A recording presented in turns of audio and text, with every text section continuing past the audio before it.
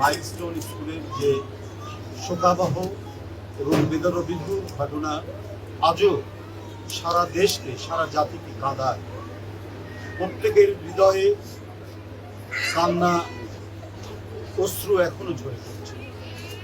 এই শিশু বাচ্চারা, এই মাসুম কিশোররা, যারা এক বিশাল স্বপ্ন নিয়ে বাবা মা তাদেরকে স্কুলে পাঠিয়েছেন, এই অল্প বয়সে তারা পৃথিবী থেকে চলে যাবে, তারা দুনিয়া থেকে চলে যাবে, এটা আমরা কেউ ভাবতে পারি। আজও তাদের চেহারাগুলো আমাদের চোখের সামনে, তাদের মুখমণ্ডল আমাদের চোখের সামনে ভেসে উঠলে আমরা কেউ এদেশের কোনো সহৃদয় মানুষ নিজেকে সামাল দিতে পারে না। কি সম্ভাবনাময় জীবন তাদের ছিল। এদের মধ্যে কেউ বিজ্ঞানী হতে পারতেন, কেউ বড় সাহিত্যিক হতে পারতেন, কেউ ঐতিহাসিক হতে পারতেন, কেউ বড় অর্থনীতিবিদ হতে, অথচ সেই সম্ভাবনা অঙ্কুরেই বিনষ্ট। আমি আল্লাহর কাছে এই মোনাজাত করি, আল্লাহ যেন এই মাইলস্টোনের এই শিক্ষার্থীদের, এই মাসুম বাচ্চা, শিশু তরুণদের বেহেশত নসিব করেন। আমি তাদের আত্মার মাগফিরাত কামনা করছি। আল্লাহ যেন তাদের ভালো রাখেন, অপর বন্ধুরা। আমাদের সত্যি ভাষা যেন আমাদের এটিকে সান্ত্বনা দেওয়ার যে ভাষা,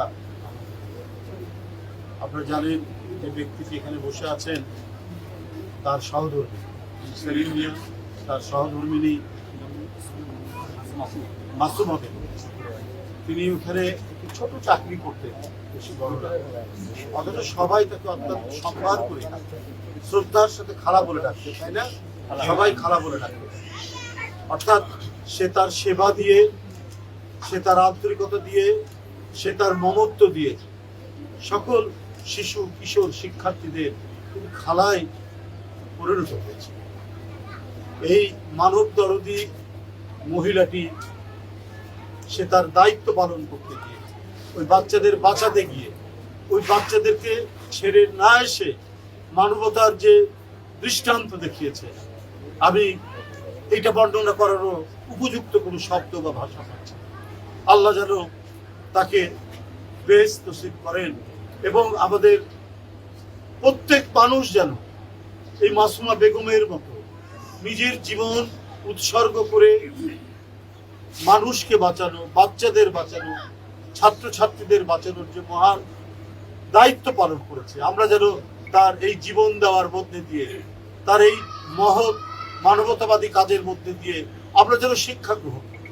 আমরা দৃষ্টান্ত আমরা যদি দেখি, মাহরিন চৌধুরী মাসুমা বেগম একজন হচ্ছেন তিনি শিক্ষক, আরেকজন এই শিক্ষক ছাত্রদেরকে সেবা দিতেন।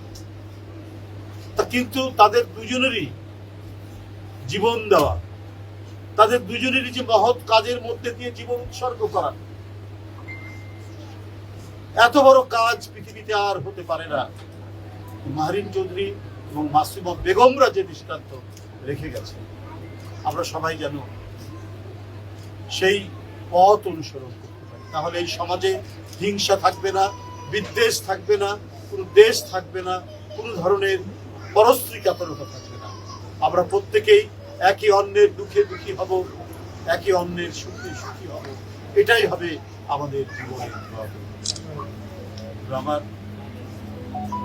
আমি আজকে কোন রাজনৈতিক কথা বলতে চাইনি, তবু আজকে আপনারা সকলে এখানে উপস্থিত রয়েছেন। আজকে যে বাড়িটিতে এসছে, এই বাড়িটিতে শোক জানানো,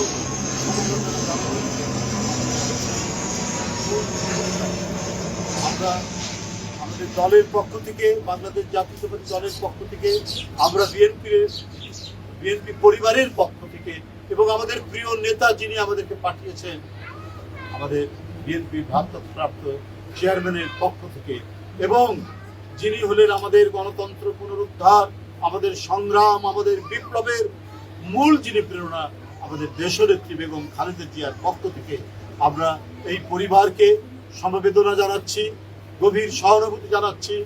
রুম্মন এখানে যে কথাটি বলেছে, তারা যেভাবে অঙ্গীকার ব্যক্ত করেছে আমরা সবসময় এই পরিবারের পাশে থাকবো, আমরা নিশ্চয়ই সেই দায়িত্ব পালন করে যাব। আমরা বিএনপি পরিবার আমাদের দেশ নেতা দেশনায়ক তারেক রহমান ওই উদ্দেশ্যেই গঠন করেছে। বিএনপি একটি রাজনৈতিক দল, তারা অনেক কাজ করবে, কিন্তু বিএনপির পক্ষ থেকে একটি সংগঠন, যে সংগঠনটি সার্বক্ষণিকভাবে যারা অসুস্থ, যারা আহত, যে পরিবারগুলো ক্ষতিগ্রস্ত, যে পরিবারের সদস্যরা এই দেশে গণতন্ত্র ফেরাতে, এই দেশের মানুষের কল্যাণে জীবন দান করেছে, তাদের পাশে সার্বক্ষণিক থাকবে। এই জন্য আতিকুল ইসলাম রুম্মন এবং মুকসুদুল মোমেনিন মিথুনের নেতৃত্বে এই দলটি তিনি গঠন করেছেন। এই সংগঠন রুম্মন মিথুনের নেতৃত্বে এরা দিন রাত্রি এই কাজগুলি করে যাচ্ছেন সারা দেশে, শুধু ঢাকায়। এটা তারেক রহমান সাহেব বিএনপির ভারপ্রাপ্ত চেয়ারম্যান এটা বিশেষভাবে তাদেরকে দায়িত্ব দিয়ে এই কাজটি করেছেন। আজকেও আমরা তাদের নেতৃত্বে এখানে ছুটে এসেছি এই পরিবারের সাথে সাক্ষাৎ করার।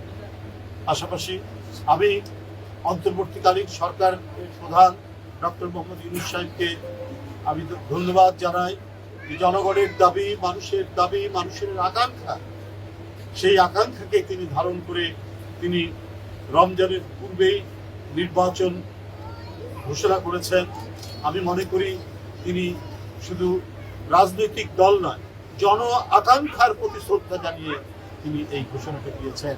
এবং আজকে আমরা যেটা খবরের কাগজে দেখেছি, নির্বাচন কমিশনকে প্রধান উপদেষ্টার কার্যালয়ে চিঠিও দেওয়া হয়েছে যে অতি শীঘ্র শিডিউল ঘোষণা করা এবং নির্বাচনী কাজকর্ম শুরু করা।